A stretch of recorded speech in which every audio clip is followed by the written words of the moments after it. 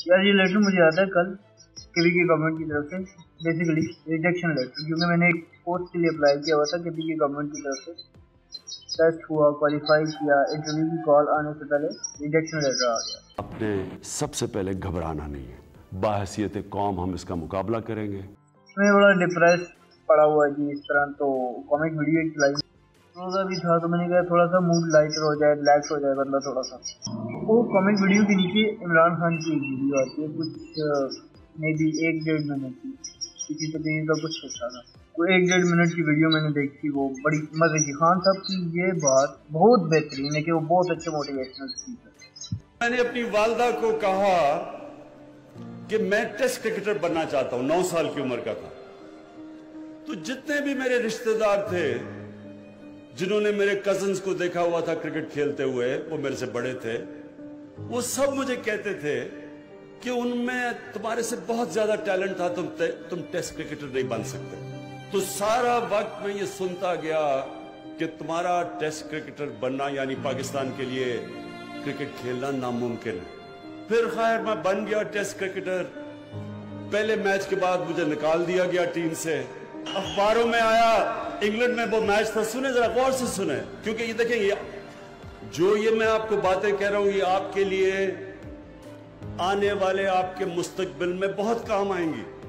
तो इसलिए जरा गौर से सुने, क्योंकि आपने इंशाल्लाह बड़े काम करने हैं। आप सब ने बड़े काम करने हैं।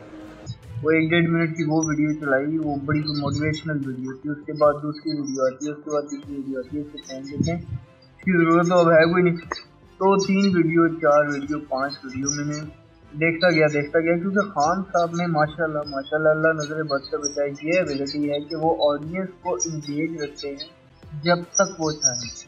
मुसलसल 1 घंटा खान साहब बोल रहे हों, वो चाहे मुसलसल 24 घंटे बोल रहे हैं, ऑडियंस कभी बोर नहीं होती। हम नौजवान तो कम से कम बिल्कुल बोल नहीं। कितने दुनिया में पैसे वाले लोग आए, अरबोपति आए हैं, तारीख किसी को याद करती है?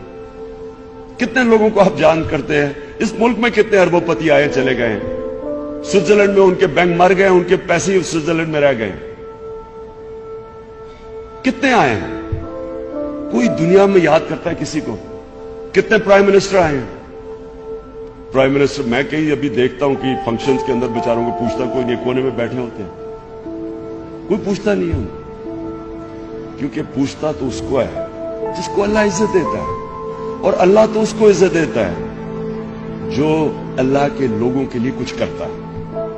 और अल्लाह ने उस इंसान की शख्सियत इतनी मेस्मराइजिंग बनाई है, इतनी सैर अंगेज शख्सियत है बंदे की कि नो वन कैन डिनाई। वो होता है ना कुफर वाली बात, अल्लाह माफ करे, बड़ी बात है, लेकिन वो होती है ना कि वो मुशरिकीन मक्का जो थे वो जानते होते थे कि नबी पाक सल्लल्लाहु अलैहि वसल्लम की बात सच है, लेकिन अपने बोझ की वजह से, अपने हसद की वजह से उनकी बात का वो डिनाई कर रहे होते थे। तो मोस्ट ऑफ द टाइम जो है वो लोग जान रहे होते हैं कि ये बात कितनी कर रहा है, लेकिन फिर भी अपने बोझ, अपने हसद की वजह से डिनाई कर रहे होते हैं। मुझे इतनी एक शर्म आई कि ये अमेरिकन हमें कितना नीचा समझते हैं, यानी ये हमें ये गुलामों से भी नीचा समझते हैं। यानी इनकी बेहसी ये है कि ये मुल्क तबाह हो रहा है उनकी जंग में, लेकिन उनको इतनी कदर नहीं है कि ये एक दफा बेचारी एक कौम जो गुर्बत बढ़ती जा रही है कि वो बेचारी अमन की तरफ जा रही है, और उन्होंने इतनी बेदर्दी से हमारा पीस प्रोसेस खत्म किया। यानी वो हमें कितनी हकारत से देखते हैं, क्योंकि हम खुद गुलाम उनके बने हुए हैं। हम डॉलर हाथ फैला के उनके सामने खड़े हो जाते हैं, कभी मांगने वाले की भी कोई इज्जत करता है। जो एक इंसान के, नॉर्मल इंसान के अचीविंग गोल्स होते हैं, वो आइडियलिस्टिक लाइफ, आइडियल गोल्स वो बंदा अचीव करके बैठा हो। अच्छी यूनिवर्सिटी से पढ़ाई, एक ऐसा शोबा जो पूरी दुनिया फॉलो करती है, स्पेशली एशियंस तो बहुत होल हार्टेडली फॉलो करते हैं क्रिकेट, उसमें सिलेक्शन, उसके बाद उस टीम का कप्तान होना, उसके बाद वाहिद कप्तान होना कि जो वर्ल्ड कप जितवा के लिया, उसके बाद पॉलिटिक्स में सबसे बड़ा रुतबा हमारे यहाँ की पॉलिटिक्स में वजीर आजम बने। अल्लाह ने उसको दिया, अल्लाह ने उसकी शख्सियत में इतनी कोई सैर अंगेजी डाली कि वो होते हैं जो लिबरल, जो मेरा जिस्म मेरी मर्जी के नारे मारते हुए आती है, वो पूरे जज्बे के साथ खान साहब के साथ खड़े होते हैं, जबकि खान साहब अल्लाह रसूल की बात कर रहे होते हैं। Islamophobia since 9/11 has grown at a pace where it is alarming. Muslim women wearing hijab, it's become an issue. It is important to understand this. The Prophet lives in our hearts. और कोई बाहर किसी दुनिया के मुल्क में जाके अगर दिखाना हो कि हमारे मुल्क का प्राइम मिनिस्टर कौन है, क्या है, तो अब इंसान बड़े फख्र से दिखा सकता है कि ये हैं भाई हमारे मुल्क के प्राइम मिनिस्टर।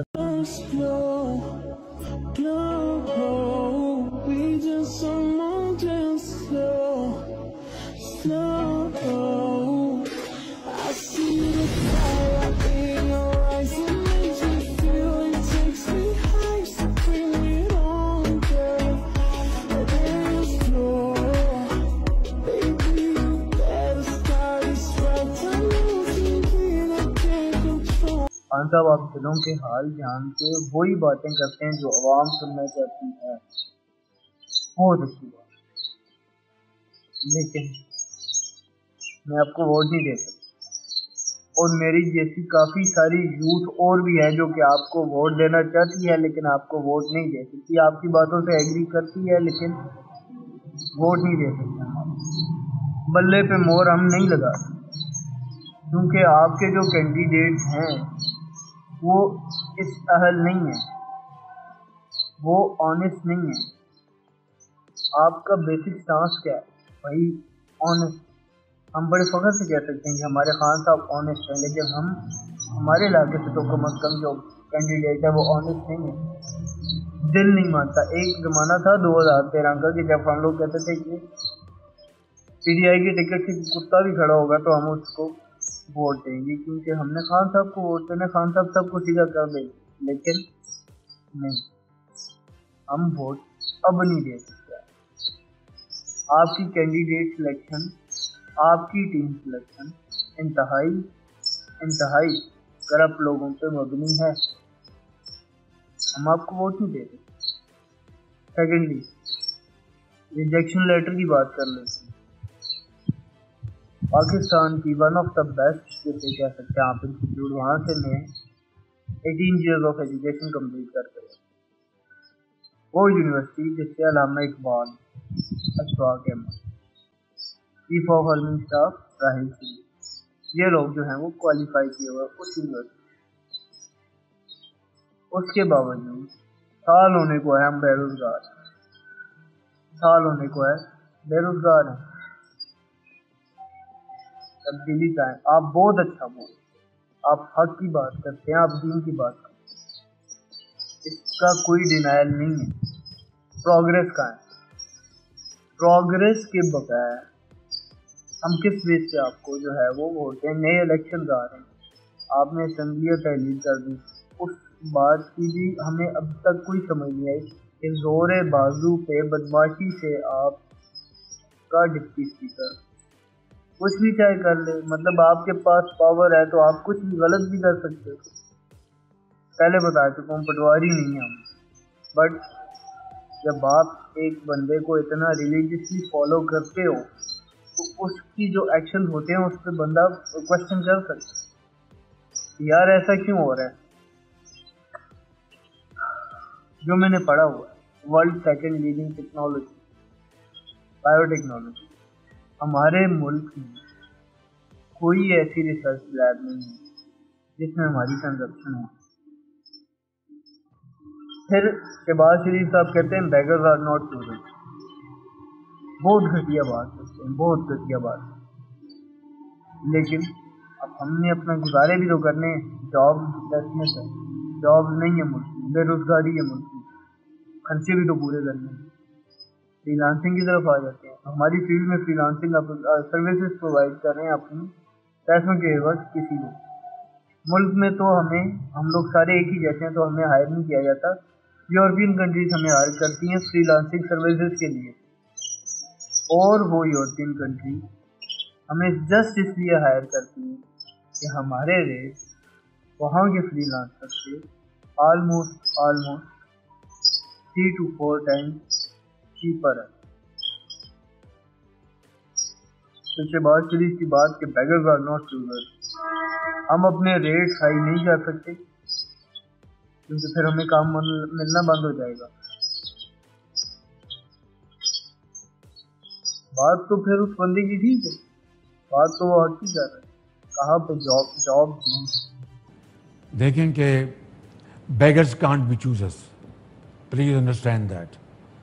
हमें अपनी कौम का पेट पालना है, खुदा की कसम खा के कह रहा हूँ।